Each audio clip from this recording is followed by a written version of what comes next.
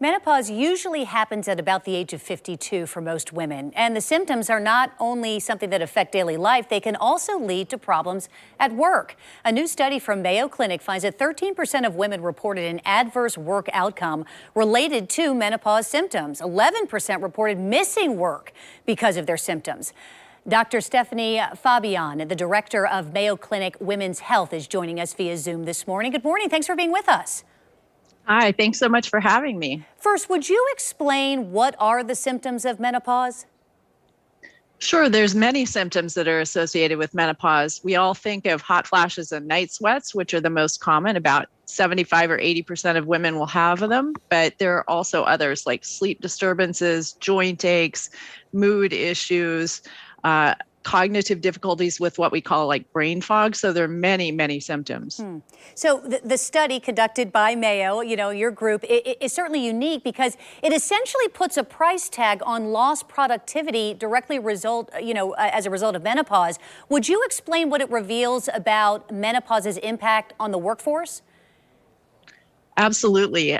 We looked at women between the ages of 45 and 60, and we found that those missing days of work that we saw related to menopause symptoms translates, if you calculate that across the U.S., to about a $1.8 billion expense in lost work productivity. And that's not even counting missing days of work or not taking a promotion or taking a lesser job. But also it doesn't include the direct medical expenses associated with menopause symptoms, which is around 26.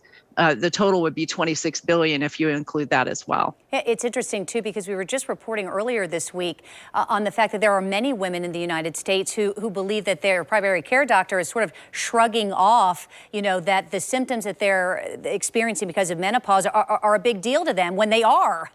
Do you think that there's kind of a stigma about talking about menopause and taking it seriously? I think there's still a little bit of a stigma, but I think women are starting to understand that these symptoms really do impact them and that they need to be brought to their providers. But we also have an issue with education of medical providers. And sadly, most of our providers have had no training in management of menopause. So there's a gap there as well. And there are treatment options when it comes to the symptoms. Absolutely. We have many safe and effective therapies, including hormone therapy, which is significantly underutilized right now, but is safe for the majority of women who are within 10 years of menopause onset and under the age of 60. Dr. Fabian from Mayo Clinic, thank you for your time this morning. We appreciate it.